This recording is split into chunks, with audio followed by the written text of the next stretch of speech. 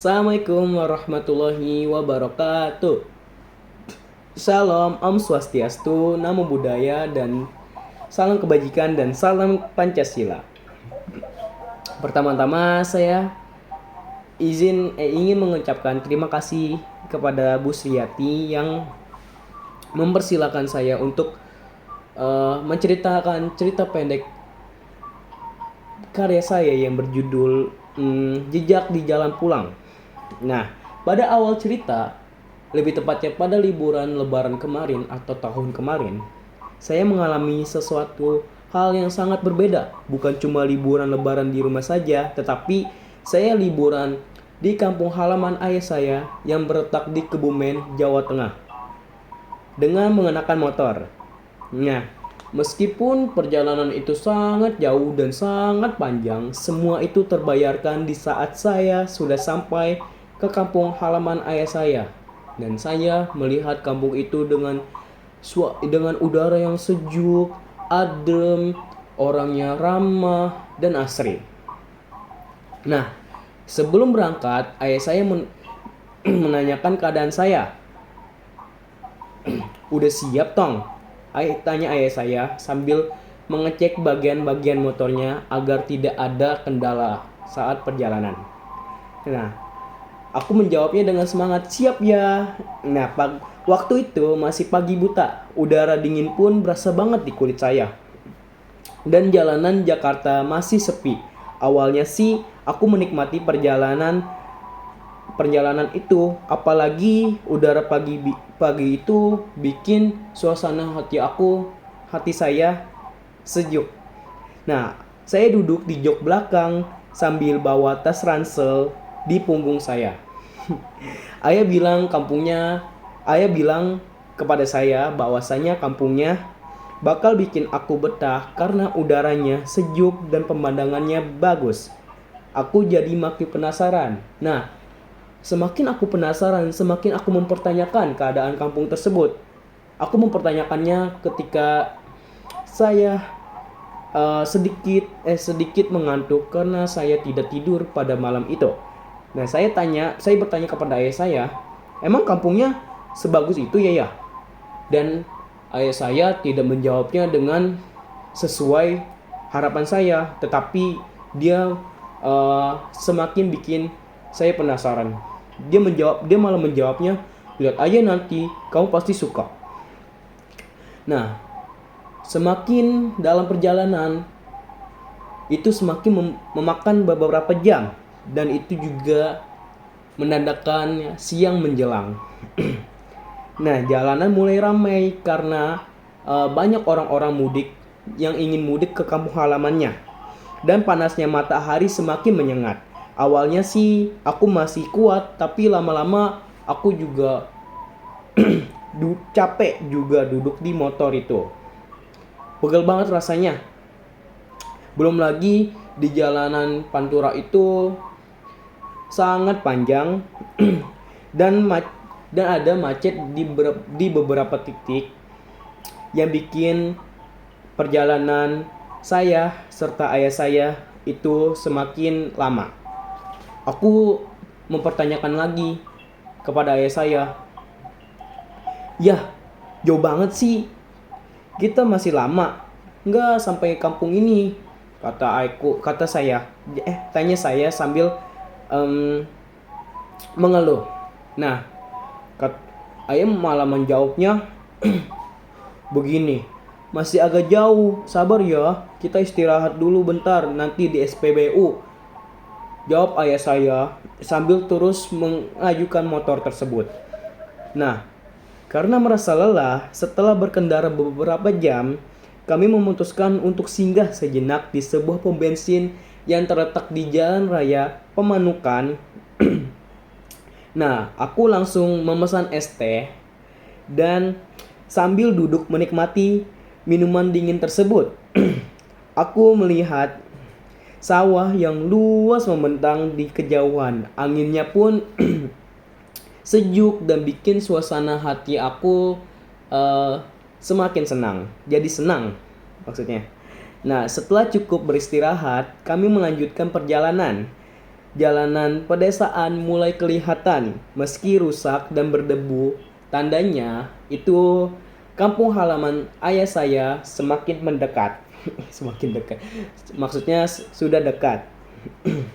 Nah, pada siang menjelang sore, akhirnya saya dan ayah saya sampai di rumah mbah saya.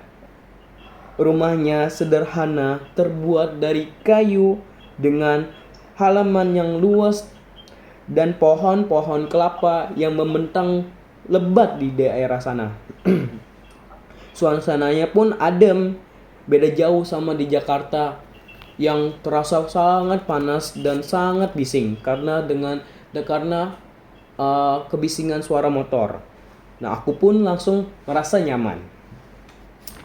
Dan kata mbahku yang menyambut aku, dia berkata, "Alhamdulillah, udah sampai juga, Tong. Masuk dulu sini, kamu pasti capek kan?" Kata mbahku dengan senyum lebarnya. Aku pun tidak menjawab perkataan itu. Aku malah membalas dengan senyuman karena aku benar-benar merasa sangat capek pada titik itu. Terus malamnya aku duduk di teras sambil menikmati udara malam yang sejuk. Langit penuh bintang dan suara jangkrik yang bersahut-sahutan. Rasanya tenang banget. Aku jadi lupa sama semua capek selama perjalanan tadi. Besok paginya ayah mengajak aku jalan-jalan ke sawah. Aku kagum melihat hamparan padi yang luas dan hijau. Udaranya pun segar banget. Kami juga main di sungai yang airnya jernih dan dingin. Aku senang bisa main bareng dengan anak-anak kampung sana yang ramah dan ceria. Nah, liburan lebaran kali ini benar-benar jadi pengalaman yang gak bakal saya lupakan. Meski perjalanan naik motor dari Jakarta ke Kebumen itu sangat panjang dan sangat melelahkan, semuanya terbayar lunas dengan suasana kampung yang tenang dan pemandangan yang indah. Aku jadi sadar bahwasanya kebahagiaan tidak selalu harus dicari di tempat yang mewah dan mahal. Kampung sederhana dengan keluarga yang hangat udah cukup bikin liburan saya kali ini terasa sangat sempurna. Saya pun berharap suatu saat nanti saya bisa balik lagi ke sana. Dan sekian dari cerita pendek saya, dan selanjutnya saya akan membedah struktur yang ada di dalam cerpen saya. Yang pertama, strukturnya yaitu abstrak. Nah, abstraknya saya mengambil kalimat dari liburan lebaran kali ini. Saya mengalami sesuatu yang berbeda, bukan cuma liburan biasa di rumah saja, tapi mudik ke kampung ayah saya di Kebumen dengan naik motor. Kenapa saya memilih ini? Karena ini adalah sebuah gambaran awal yang akan menjadi titik utama dalam cerita tersebut, yaitu perjalanan saya menuju Kebumen atau kampung halaman ayah saya. Nah, yang kedua itu ada orientasi. Nah, orientasi ini saya mengambil kalimat yaitu, waktu itu masih sangat pagi buta, udara dingin berasa banget di kulit, dan jalanan Jakarta masih sepi. Awalnya sih aku menikmati perjalanan itu, apalagi udara pagi bikin suasana hati aku sejuk. Nah, kenapa saya mengambil kalimat ini sebagai orientasi? Karena kalimat ini menandakan suasana yang sejuk di pagi hari itu. Dan adapun komplikasinya saya mengambil dari kalimat yang semakin siang jalanan mulai ramai dan panasnya matahari semakin menyengat. Awalnya sih aku masih kuat, tapi lama-lama capek juga duduk di motor. Begel banget rasanya. Itu saya masukkan ke dalam komplikasi karena itu adalah titik permasalahan saya yang sudah mengeluh dalam perjalanan itu. Karena panasnya matahari itu sangat menyengat di dalam kulit saya. Dan Yang keempat, itu ada evaluasi. Nah, evaluasi itu adalah suatu proses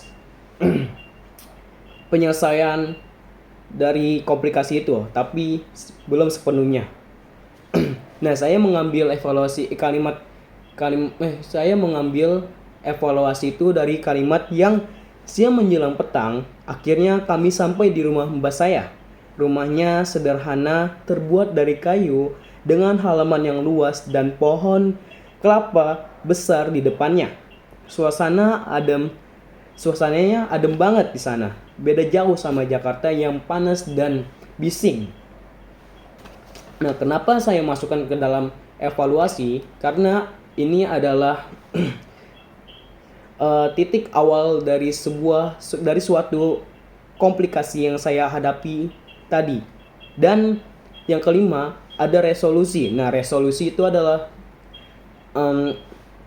total dari seluruh penyelesaian yang ada di dalam cerita saya. Nah, saya mengambil resolusi ini pada kalimat yang besok paginya ayah mengajak aku jalan-jalan ke sawah. Aku kagum lihat hamparan padi yang luas dan hijau, dan udaranya juga seger banget di sana. Kami juga main di sungai yang airnya jernih dan dingin. Nah, kenapa saya masukkan ke dalam resolusi?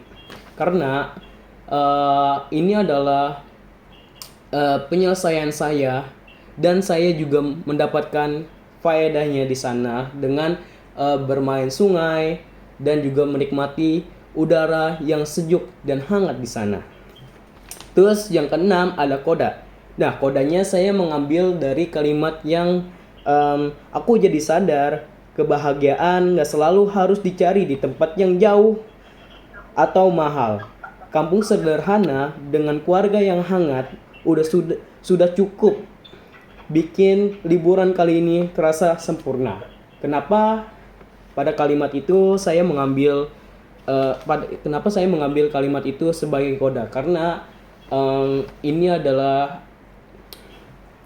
sebuah pesan moral yang saya akan jadikan sebagai prinsip hidup saya, karena sesuatu yang mahal belum tentu bikin suasana hati orang itu senang, tetapi keluarga juga bisa bikin kita senang meskipun kadang ada sedihnya juga. Sekian cerita dari saya serta struktur dari cerita pendek saya yang berjudul Jejak di Jalan Pulang. Saya mengucapkan terima kasih banyak-banyak dan mohon maaf jika ada kesalahan kata yang tidak mengenakan.